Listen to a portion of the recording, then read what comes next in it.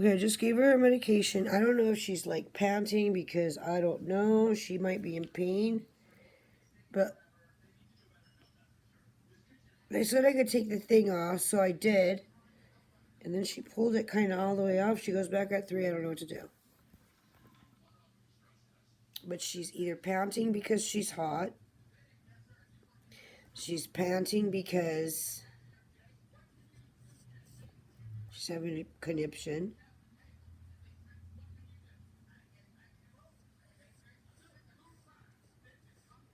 I don't know.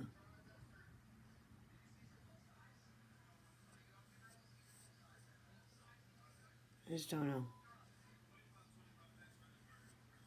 I don't go back till 3 o'clock today, so what? You want what? You want me to take the thing off so you can bite your bandage off? Why are you like your mother? You just want what you want and you don't care. Isn't that true? Isn't that true, honey? Honey, isn't it true? You're not denying it.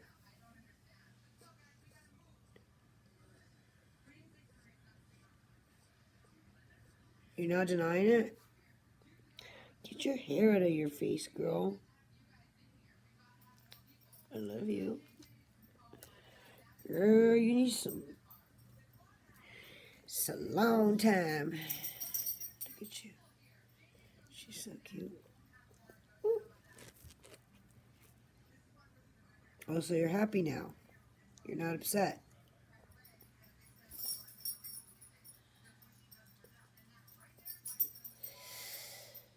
Okay, so I'm watching Hillbilly Elegy because it's such a good movie. There's some disturbing parts in it, though, that I actually don't agree with how they work those parts in. But I have to say, it was quite savvy the way the production and directors handled it. There's one part where, like, the kid has to pee in a cup because his mom is requiring his, help. And they actually have a POV of that. So that was a little bit, off-putting. But again, this is about a regional type of people. At the end of the day, I mean, as a Mexican people, we're no different than, Kentucky or Tennessee. I mean, it's the same,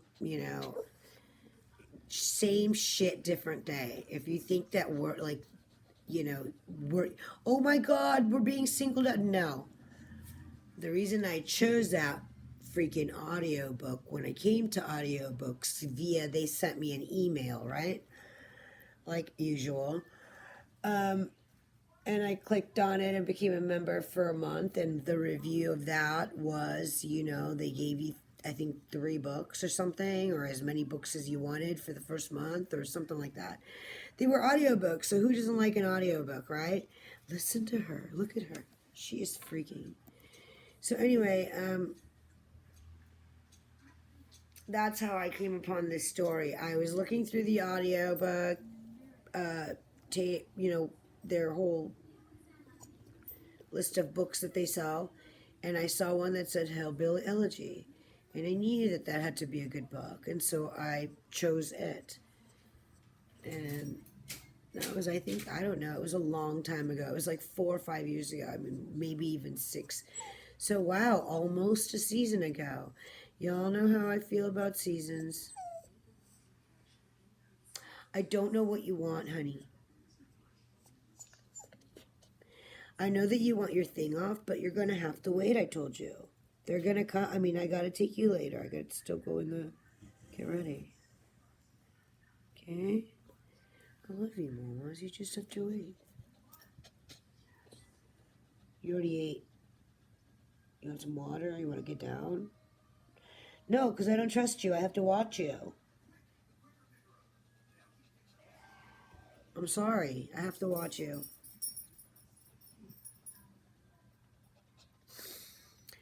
So yeah, it's a really sad story, but you know, it's important to remember that J.D. Vance, the writer, he's not alone, you know.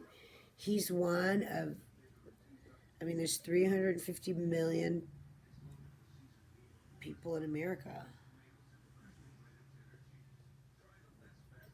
You know, these people are not alone. So before you go on a tangent, you need to remember that, like, you know, these people are only human. They've only done in the past and will continue to do in the future what they've been taught to do unless they learn otherwise. And that's called unlearning and then learning the right way. So I used to be a nanny and I used to have a little girl, and she used to tell me that on many times and many occasions she would remind me that people can be doing something wrong. So you know, and this would be in reference to, like, I would say, follow the direction. And she would say, you, you know, that the teacher, one of her teachers had told her that, like, even though people are doing things, they could still be doing them wrong.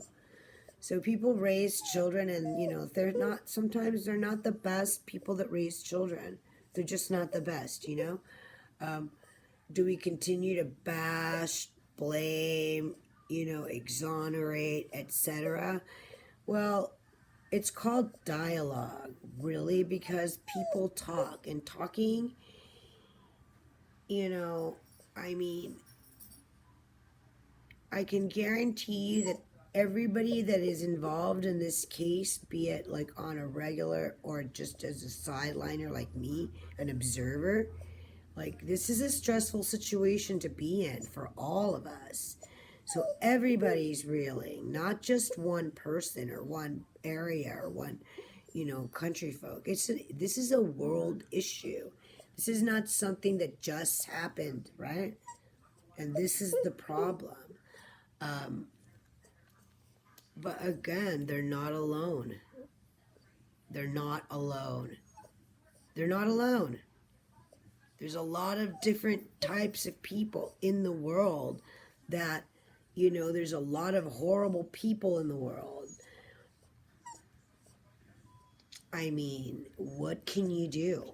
I know that you want to take it off, but you're not gonna. So you need to just chill the freak out. So yeah, this is a really good movie. Another part of the movie that I didn't really like